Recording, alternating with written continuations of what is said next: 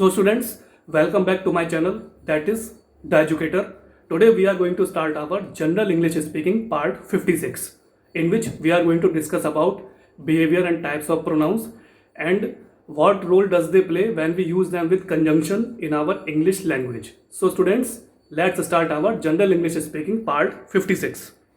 So students, let's start our General English Speaking part 56, in which we are going to discuss about that is behaviour of pronouns and types of pronouns, यानी सर्वनाम के व्यवहार क्या होते हैं और सर्वनाम कितने प्रकार के होते हैं. सो लेट्स सी.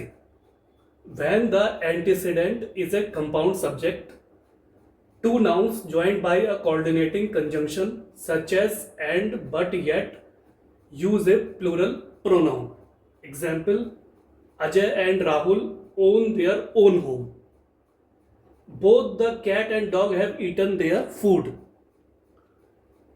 ठीक है. So students, basically what it means, when the antecedent is a compound subject, जो आपका एंटीसीडेंट है, जो आने वाला है, अगर वो कंपाउंड सब्जेक्ट है, अगर वो कंपाउंड मतलब जो कई सारी चीजों से मिलकर बनता है, ऐसा विषय है. ठीक है, सब्जेक्ट यानी विषय. तो ऐसा एंटीसीडेंट जो कि एक कंपाउंड सब्जेक्ट है, एक मिक्स होके एक विषय बन रहा है, उसका मतलब हो गया two nouns joined by a coordinating conjunction. जब दो नाउन यानी संज्ञाएं ज्वाइन की जाती हैं, जोड़ा जाता है कोऑर्डिनेटिंग कंजंक्शन के थ्रू. जो कोऑर्डिनेटिंग कंजंक्शन होता है, कोऑर्डिनेट मतलब जोड़ना, कंजंक्शन होता है आपका एंड और बट बिकॉज, तो उसके थ्रू जब जोड़ा जाता है तो such as but yet etcetera, जैसे मैंने बताया बट और येट के थ्रू, तो we use a plural pronoun. तो हम क्या करते हैं, हम एक प्लूरल मतलब बहुवचनीय सर्वनाम का प्रयोग करते हैं. ठीक है. एग्जाम्पल यानी उदाहरण क्या हो गया, Ajay and Rahul own their own home. So here you can see it is basically a present type sentence, and here you can see Ajay and Rahul. This is basically a noun. ये संज्ञा है क्योंकि ये नाम है दो लड़कों का, मेल पर्सन जो है उनका ये नाम है, अजय एंड राहुल. तो एंड क्या है, एंड आपका कंजंक्शन है क्योंकि कंजंक्शन यहाँ पे इनको जोड़ रहा है. ठीक. So Ajay and Rahul own their own home means Ajay और राहुल अपने अपने घर के खुद के मालिक हैं, वो अपने खुद के घर को खरीदते हैं, यानी खुद के मालिक हैं. ठीक है. Ajay and Rahul own their own home, तो अजय और राहुल अपने स्वयं के घरों को के खुद ही मालिक हैं. ठीक. Similarly, both the cat and dog have eaten their food. So it is basically present perfect time sentence, because in this sentence you can see the condition we have, I have already told you, has or have and verb third form is already being used here. So here you can see both the cat and dog have eaten their food. मतलब जो दोनों, जो cat है बिल्ली है और dog यानी कुत्ता है, उन्होंने अपना खाना खा लिया है. ठीक है. तो both the cat and dog have eaten their food. तो दोनों यानी बिल्ली ने और कुत्ते ने अपना खाना खा लिया है. ठीक है. तो एक बार फिर से इसे रिपीट कर देता हूँ.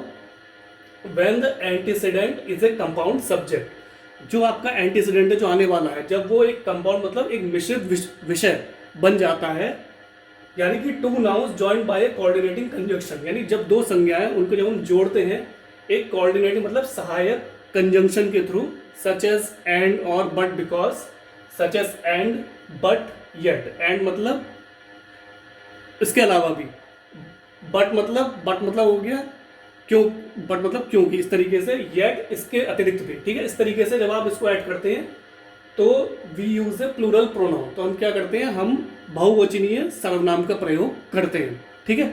सो एग्जाम्पल यानी उदाहरण क्या हो गया, Ajay and Rahul own their own home, जो मैंने आपको बताया कि अजय और राहुल अपने घर के स्वयं ही मालिक हैं. It is basically a present type sentence. Here Ajay and Rahul are basically संज्ञा, ये दो मेल पर्सन के नाम है. एंड क्या है, कंजंक्शन है. ओन यानी खरीदना या अपना खुद का होना. देयर मतलब उनका स्वयं का. ओन मतलब अपना ही.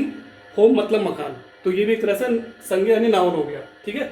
तो Ajay and Rahul own their own home, Ajay और राहुल अपने घर के स्वयं के मालिक हैं. ठीक. Both the cat and dog have eaten their food. So you can see the is an article and is also a conjunction here being used here. Have eaten, I have told you already that it is a third form of the verb. Has or have, and verb we use third form of the verb. Eat मतलब खाना, eaten मतलब third form उसका हो गया. ठीक है. So both the cat and dog have eaten their food मतलब दोनों कुत्तों ने और बिल्ली ने अपना खाना खा लिया। ठीक है, now we will move forward.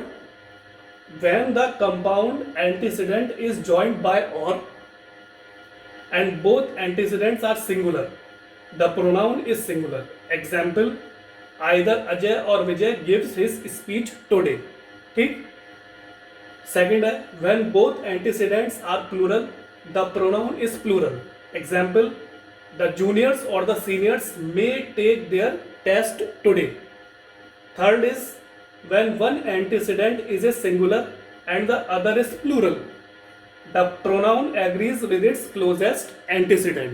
ठीक है, तो अब क्या होता है, when the compound antecedent, जो आने वाला antecedent है जब वो मिश्रित होता है, कंपाउंड होता है, is joined by or, यदि उसको हम और के थ्रू जोड़ते हैं तो क्या होगा, and both antecedents are similar, यानी दोनों antecedent सिंगुलर है, एक वचनीय है, द प्रोनाउन इज सिंगुलर, तो सर्वनाम क्या होगा कि वो भी सिंगुलर होगा यानी एक वचनीय होगा।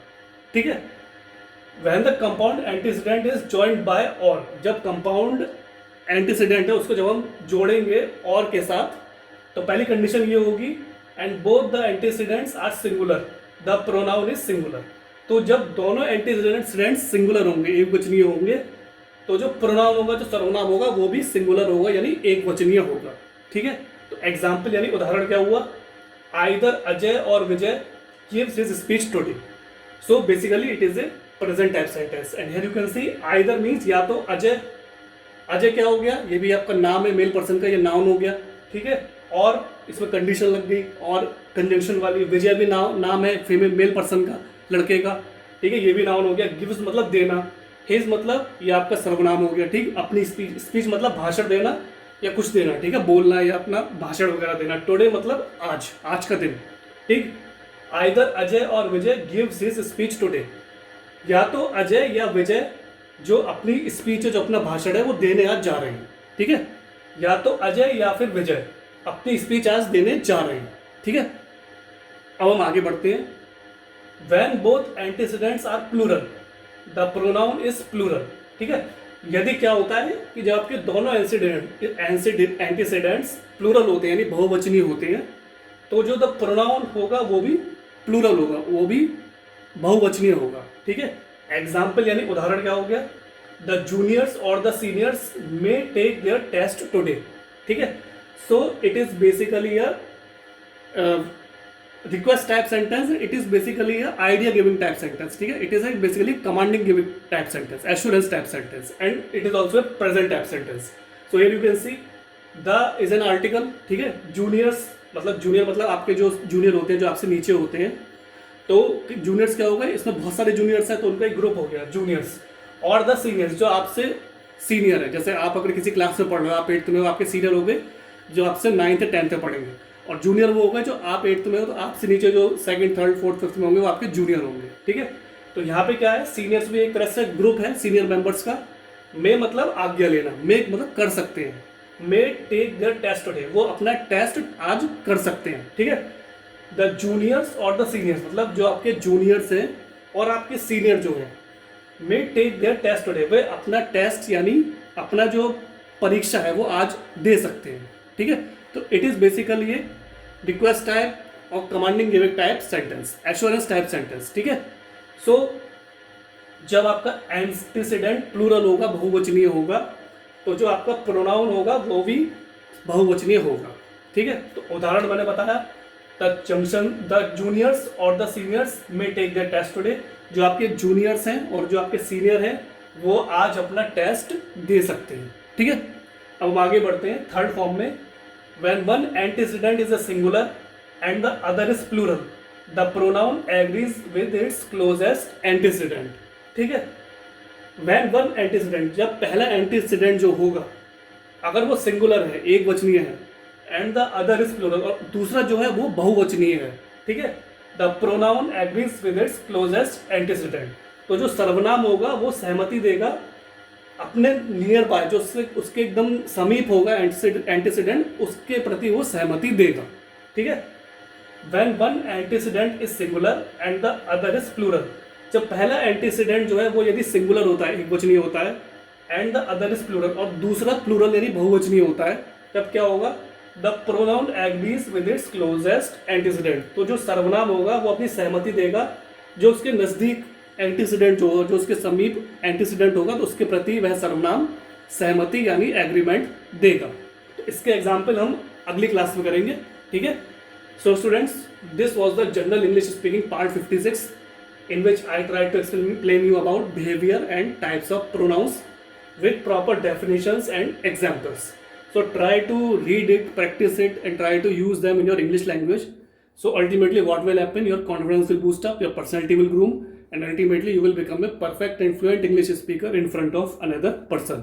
So students, thanks for your valuable and precious time. Have a nice day.